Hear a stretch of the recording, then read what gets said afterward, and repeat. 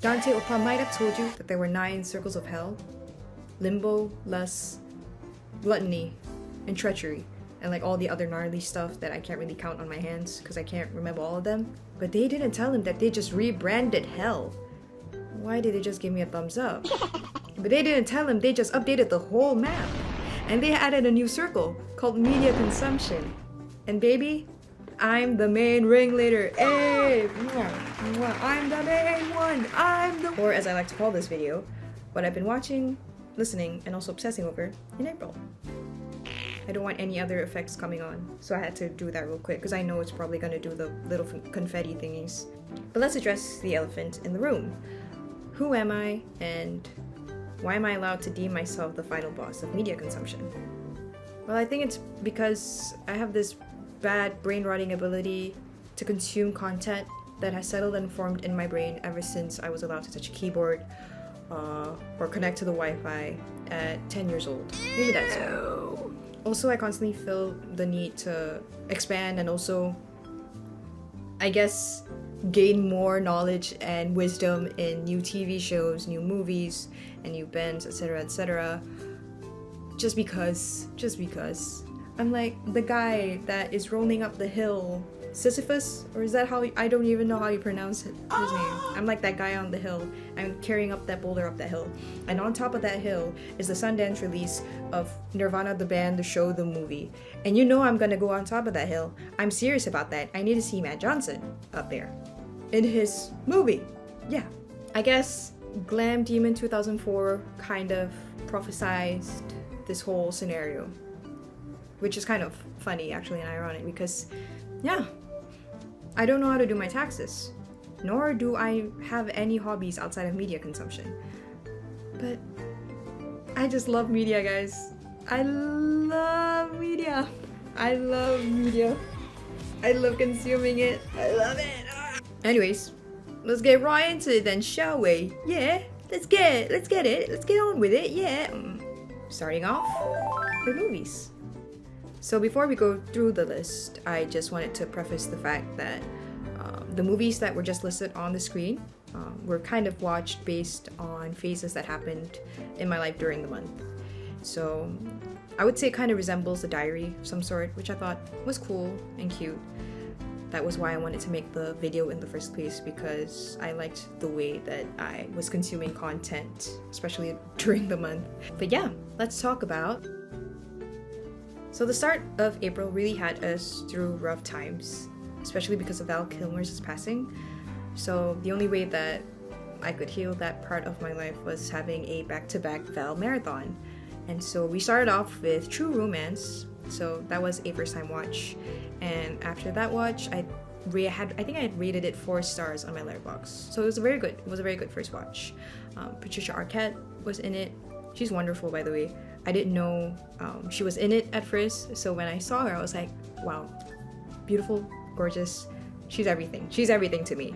And it was very perfectly timed, especially after the season 2 finale of Severance. So it was great, it was a good watch.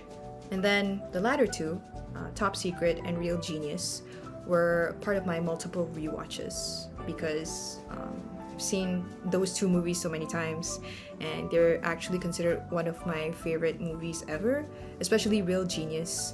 And watching the movies made me realize that he was truly a once-in-a-lifetime actor, performer, and I don't think anyone could ever replicate him, his presence in movies nor in life.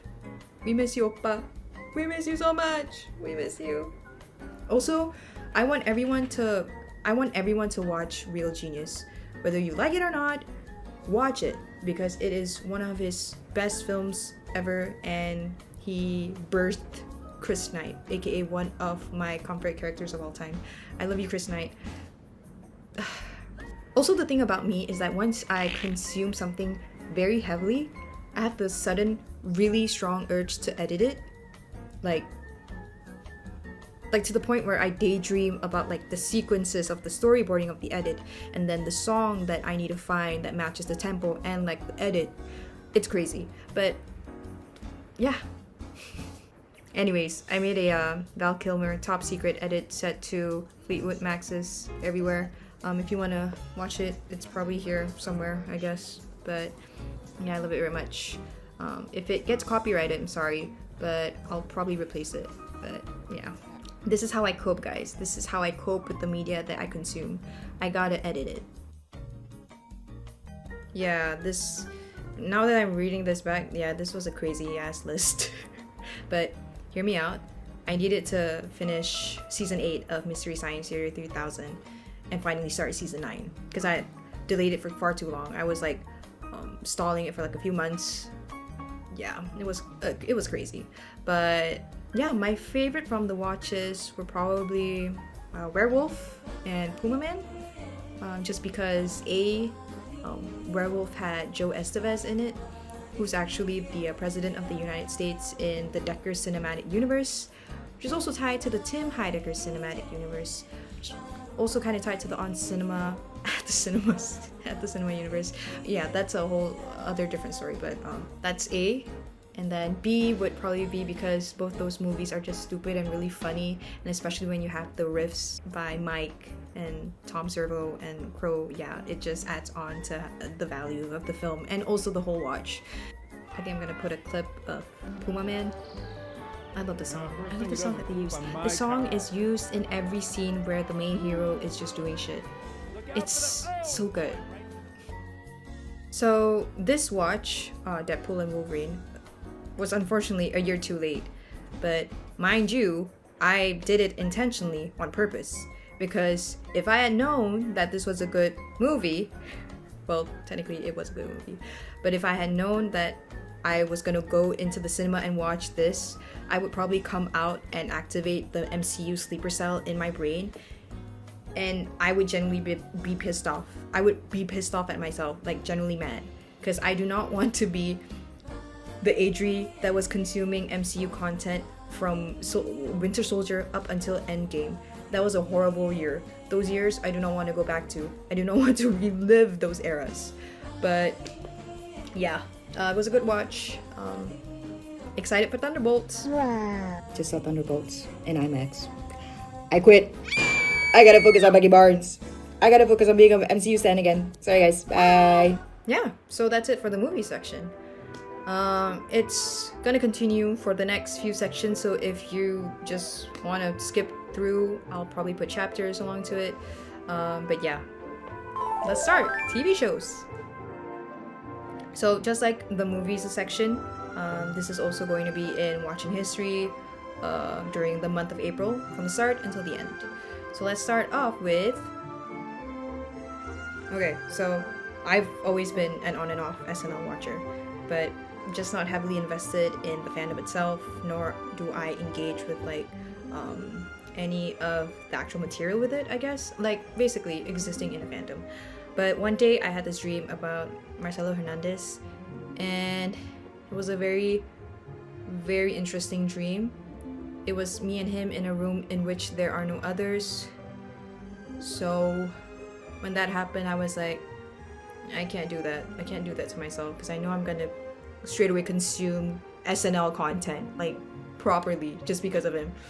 So I had to shove that down. I had to put it away in like a box in the back of my head or my brain, and I just had to deny that even happened. So I just continued life from there on out. But then this clip popped up on my screen, and it was this one. So I'm just gonna let it play for a bit. Thinking about it now, and I'm like, so when I saw that clip, it made me think about the dream that I had, which is not good, because despite my best efforts to try to permanently erase it, here I am. And then I was like, well, I'm just gonna have to embrace it. Heavy is the head that wears the crown. And then I started watching some skits and some clips. I really, really enjoy watching the SNL 50 cast, especially. I really, really enjoy watching the new cast as well, like Ashley Padilla, Emil, and also Jane. They're all wonderful. And yeah, Marcelo Hernandez, if you are watching this, hi. 1997, 1999. Oh, Ha! no. In the sense that Get into you know it. What I mean? Also, you've met me at a very Chinese time in my life because I've also been reading Chinese Michael Shea and Colin Joss fanfics on a website in which I will not disclose. Thank you very much. Next is Hawkeye. So, kind of like my Deadpool and Wolverine watch, except this is definitely a few years way too late. And I admit it. Again, I was trying not to trigger that sleeper cell in my brain. The reason why I started watching the show, I think, is because, I know now. Please welcome to the stage, Tony Dalton. Isn't he like... When I think about Tony Dalton, I'm like, wow, what a man. He's everything. He's everything to me. He's everything. He's everything. Hey, help me. I had a great time watching it. Haley plays a very, very cute and great Kate Bishop. She's so gorgeous and very cutie and so 예뻐, 진짜 예뻐 in the show. And then we had the little cute Yelena cameo. That was cute. She was cute. And then we had Jeremy Renner. Yeah. Anyways, I wish I had an app to talk about this series. Moving on. Yellowjackets. Hello, writer's room. Knock, knock. Not hearing anyone inside there. But season 3 was a shit show, my goodness. They should have put me in the writer's room so I can properly write out the damn show. Like, damn. But, yeah. But, beautiful pit girl. No, pit girl was something. Show of hands, who agrees that was the highlight of season 3? Show of hands, no.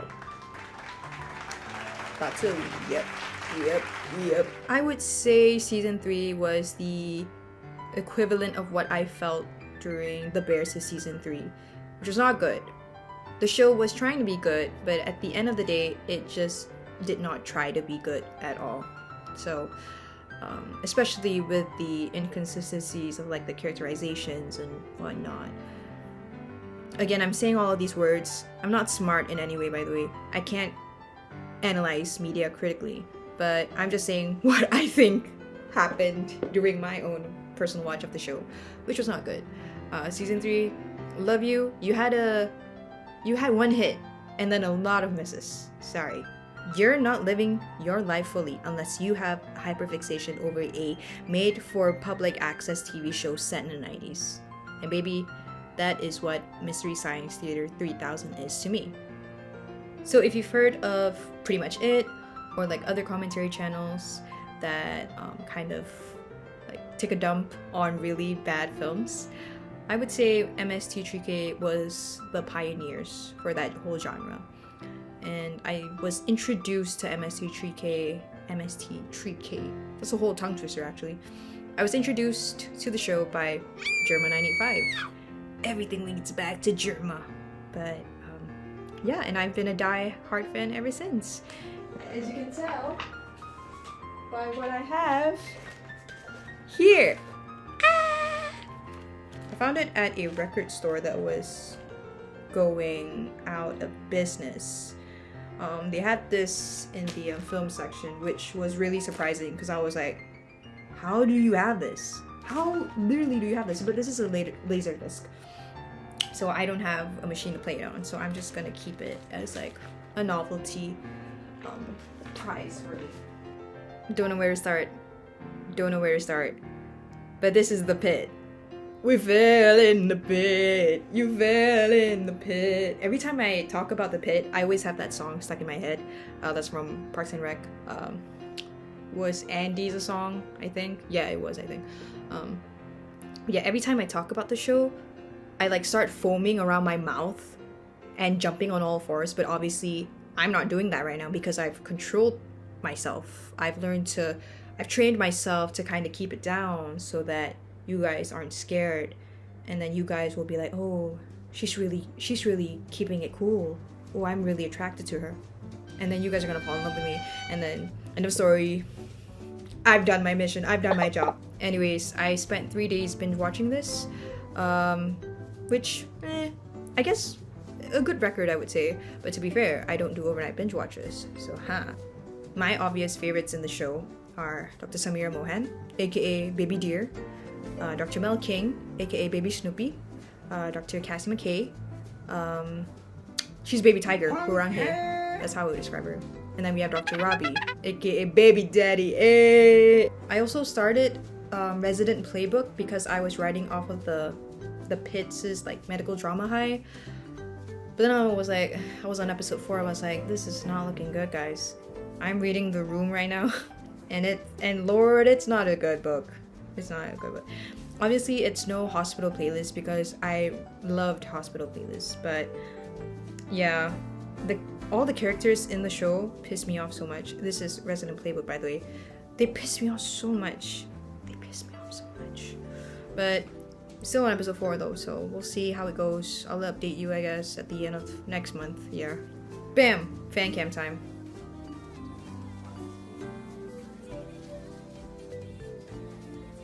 What else can I say? Every tongue that rises against Nathan Fielder shall fall. But yeah, 2 episodes in, and I have been really enjoying season 2 so far. Can't wait to see what happens next. Fighting! Fielder Nation, fighting oppa, fighting Nathan oppa, fighting. And that was it for the TV section. Cool. Now onto the music section. I feel like I'm running out of time at this point of the video, so I'm just gonna breeze through with what I've been listening to on repeat in April. Some of them are old, re-listens, some of them are new. I have the top tier chart on my phone right now, so I'm just gonna breeze through them for you real quick instead of just like putting it on screen, because that's not gonna be informational at all. But yeah, April wrap up for music starts now. We have the new Joe album, we have the recently debuted album by Kairo, which was great. We have the Beths, an old re-listen. We have Carol ades, sorry if I'm mispronouncing your name wrongly. We have Haim, and then we have Quickly, Armando Young, Pink Panthers, The Night Game, The Knocks, the latter 2 being re-listens because they're one of my favorite albums of all time. And then we have the new Yukimi album with Little Dragon. That was a really good collab album. I love that one. We have the 1975. We have Ginge. Hopefully I'm also pronouncing that artist's name properly. We have Q, we have Bully, we have Silo. We have Ethel, we have Taji, Feel Forward. That is purely because of the Pit. Great song though. We have John Mulaney and the Sack Lunch Bunch, aka one of my favorite albums of all time as well. And then we have the new OK Go album. We are finally at the last part of the video, woo, which is YouTube. If one day you manage to persuade the FBI agent that's in your laptop right now to hack into my YouTube recommended algorithm, the poster just fell. If you manage to persuade your FBI agent, you would then be able to see me currently cycling through old and new Monster Factory videos. We also have, I think, some Jerma long edits, especially because he's been recently streaming a lot with Vinny, Stir, and also Poke. We also have American High shorts that I've been binge watching a lot. I love you, Grace, because I'm too messy and I'm too Ronaldo. And then we have, again, MST3K, because all of their stuff is available on YouTube. Yeah, and then we have pretty much it commentaries that I've been just watching as like my background noise. So good. Everyone should watch Eric's and also his like collab partners' videos. And then we have Angela from Smosh compilation videos. I love you, Angela. I love you so much. I love you so much. Really. So yeah, that kind of wraps up everything here in terms of the script. Yay! Would this work better if I were to just tweet it out to everyone? Yeah, definitely. But I'm on private and I have like less than 100 followers on my private, and everyone there knows me and is probably annoyed of me talking about all of the stuff that I heavily hyperfixate on. So that's why I made this video. And yeah, if you guys enjoy it, let me know. I don't know if I'll ever do this thing again, but I just wanted to try it out at least. Yeah, that's it. If you enjoyed watching, thank you so much. Let me know how else I can improve. I don't know why I started talking like that, but